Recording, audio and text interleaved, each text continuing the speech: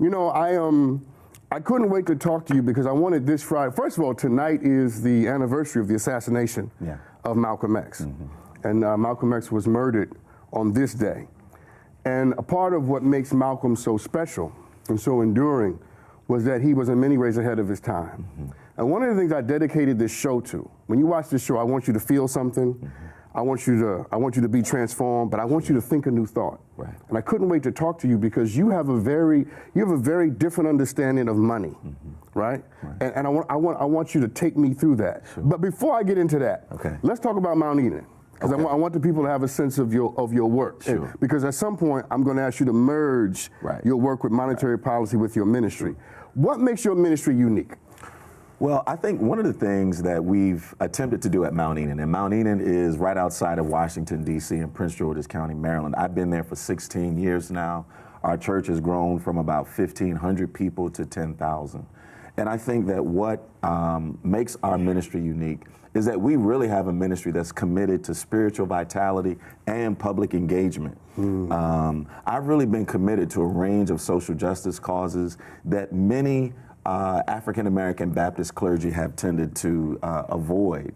And I have found that people, when they come to church, they don't want to just check their minds at the door. People want to be challenged, and they want us to put our prayers to practice, into practice to help make our world a better place. And so over the last 16 years, we've had a ministry that's been committed to a range of progressive causes, whether it's issues of equality for the LGBT community, economic justice work. And I think as a result of that, we've grown and drawn people from a variety of backgrounds. It's really been a wonderful journey. And I can't stay here long, but that's one of the amazing things about your ministry, is that you have a mega church, a Black Baptist mega church, and you are an ally of the LGBTQ plus community. That sounds like a contradiction in terms. Well, for me, it's not. Hold on a second. Y'all know what I'm saying. You know, when they quiet like they don't know what I'm saying. For me, it's not a contradiction because of my understanding of the Black church. For me, it's important for people to understand that there's a difference between the Black church and the church of blacks, right? The Black church refers to that subset of African-American Christianity that's been on the side of the fight for freedom, justice, and equality. And so just because a building is populated by Black folks, that does not mean that they are necessarily in that freedom fighting tradition.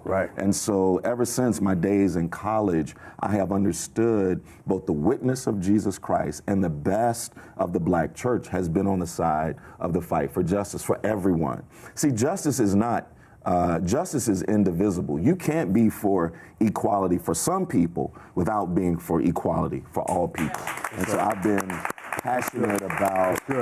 really been passionate about making sure we extend the rights and freedoms and liberties that we have as Americans to all of God's children. No, that's rich, and that's powerful, it's revolutionary, and it's something that we need. Now, permit me one more question along these lines, and then I promise to get to why I brought you here. Okay, sure.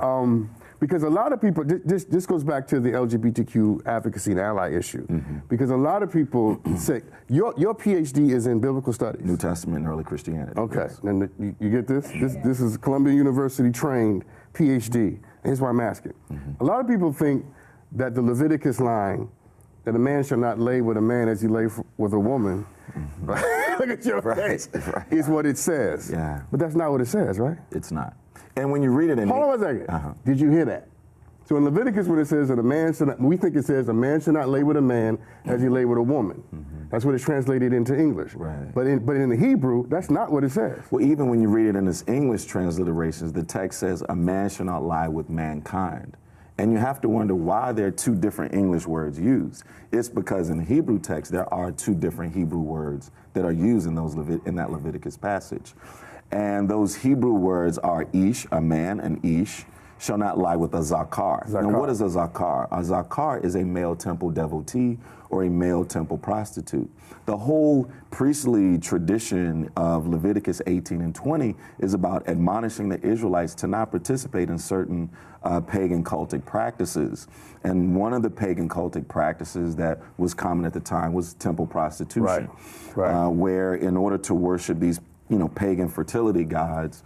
There was male temple prostitution, people who were caught as slaves and forced into this practice. And so the Israelites, as they're coming into the promised land, are told not to participate in this practice of sexual trafficking, sexual exploitation. So when it's the text is admonishing Israelite men to not participate in this system of social, economic, and sexual exploitation. And so I have contended that all of the texts in Scripture, both in the Hebrew Bible or Old Testament and in the New Testament, are critiques of acts of sexual rape, abuse, and exploitation. These are not critiques of consensual same-gender loving people or same-gender loving sex. And I think it's important for me as a person of faith. I do identify as evangelical, someone who believes in the authority of Scripture, to help people to understand that these texts are not intended to put people in bondage. They are designed to set people free. Jesus came and said, I come that you might have life and have it more abundantly. Yes, sir. I didn't plan to talk about this. I thought we were coming to talk about economic justice. We're going to change it, but there's no way in hell I could have you here and not drive all the saved, sanctified folks crazy watching right now. Who are running I'm into sure I'll get a lot of emails. Oh, you're going to get a lot of text. Okay, so let's get into it. Let's get into it. So you have the Our Money campaign, right? Tell me what that is. Well, the Our Money campaign is really designed to respond to a series of existential threats that I think we face today. We all know about the existential threat of climate change, right? But there are a range of other threats that are facing our community that I see as a pastor. There's poverty, right? Economic inequality. And more importantly, the existential threat of private and household debt. One of the things that I've seen is the way in which my members and folks all around the country work 40 to 50 hours a week to pay interest on borrowed money. I mean, people are literally awash in debt on a mortgage, car note, school loans, credit card debt, right? And that's just, to name some of it, let alone, payday and title loan companies, right? So people are literally awash in debt. And so the Our Money campaign, and folks can find out information about the Our Money campaign at ourmoneyus.org, is an effort on my part to really help people to get free from the burden of household debt in part. It was really born out of my wrestling with the foreclosure crisis that devastated the community and county in which I pastor.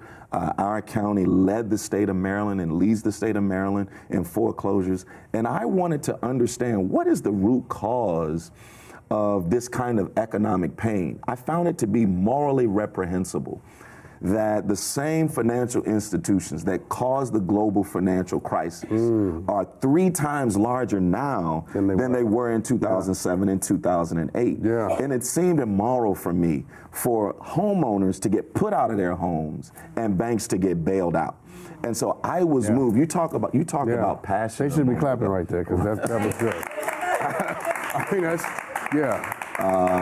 you talked about passion a moment ago. I am really moved in a profound way to understand what's at the root cause of all of the social and economic pain that people feel today. When a patient is sick, the symptoms are real, right? But those symptoms may not account for what's at the systemic or root cause of what's going on there. And if a doctor wants to heal that patient, she needs to understand not just how to solve the symptoms and to provide symptomatic relief, but needs to get at the root cause. In the aftermath of the riots, Dr. King, in quoting Victor Hugo, said something that I think is really profound. Dr. King said, in essence, if a soul lives in darkness, sins will be committed. But the guilty one is not the one who commits the sins, but the one who causes the darkness. And I think our challenge today, there's a lot of challenges in our community, because what King is talking about is the difference between derivative injustices or secondary injustices and causative injustices. I'm very much driven to try to understand what's at the root cause of the inability of our cities to invest in public education and higher education, the inability of our federal partners to find the resources to provide a dignified job with benefits for every American that wants one, to end involuntary unemployment in America, to provide. But let me ask you this. I'm sorry to cut you off. Yeah. But because I want to make sure that we tap into the heart of what you just said. Right. So what is at the root cause of those inabilities?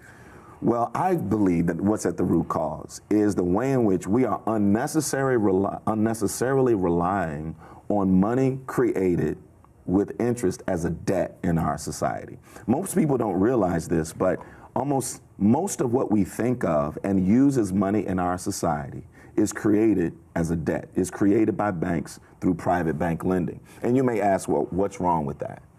Well, the problem is when money is created as debt, what is put in circulation is the amount of money borrowed, the principal amount of money, but not the interest portion of money, right?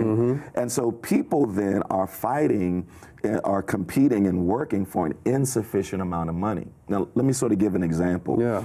Imagine 10 people in a community that are each issued $1,000, for example, that they have to pay back at some interest rate, let's say 10%. Well, there's $10,000 in their money supply, $1,000 for 10 people. But they owe $11,000. Some of those people in that community are going to be unable to meet their obligations, not because they're lazy, not because they don't work hard, or not because they don't pray hard enough. They're going to be unable to meet their obligations because they are forced to exist in an economic arrangement predicated on structural scarcity of the money supply. It makes their economy a lot like musical chairs, where there are 10 people fighting and competing for 6 chairs. And if we want to change that dynamic, we've got to put more chairs on the stage. We have to have an economy predicated on sufficient money. And to do that, we need money to be created by the federal government without that interest obligation for public priorities and to put public money in circulation so that the public doesn't have to rely on private bank money in order to buy clothes, food. Now, let me stop because education. I want to make sure that we're drilling down. Yeah. You talk about sufficient money, right? And so make sure I got it. Sure. I'm a philosopher, not an economist. You are way smarter than I am. Not even close. But the concept is, if the federal government put more money in supply, people would not be fighting over the limited money that's here. Sure. And they would be able to manage and handle their own personal economies, not based upon debt. Absolutely. Because more money would be in circulation. Did I get it right? Absolutely. Dr. James Galbraith, economist James Galbraith, says there are only 2 ways what we use as money can be created. It's either going to be created through public spending by the federal government, or it's going to be created by private lending by the banks. It is far more preferable. It is preferable for money to be created through public spending on public priorities rather than relying on money created through private bank lending. So at the heart of your argument is that we no longer rely on banks, right? But tell me. There is a role for banks, and the role for banks is to do what most of us think that banks do. That is managing deposits from savings, to provide a payment system for the settlement of debts and things of that nature. But the role of creating money is a public function. Money creation is a public function, like air, like water. And we shouldn't factor out that public function to a private institution to profit off of it. And so, yes, there's a role for banks, but the role of money creation is a public function. And the government of the people should create what we use as money for purposes in the public interest. Our campaign is about mainstreaming what is called modern monetary theory, which is about changing the way we think about something that's foundational to how the federal government creates money, and that's through deficit spending. You hear politicians all the time saying deficits are negative, deficits are bad. And that's because many of these policymakers assume that the federal government is like a household. Say this with me, Sean, and say this with me, audience. The government is not a household. Is not a household. See, MMT, or modern monetary theory, is about helping people to understand that while you and I need revenue first in order to spend, the federal government does not need revenue first in order to spend. If we go to war tomorrow, God forbid, if we were to go to war tomorrow, no one would say, which multimillionaires and billionaires are we going to tax first to fund the war? We create the money through public spending.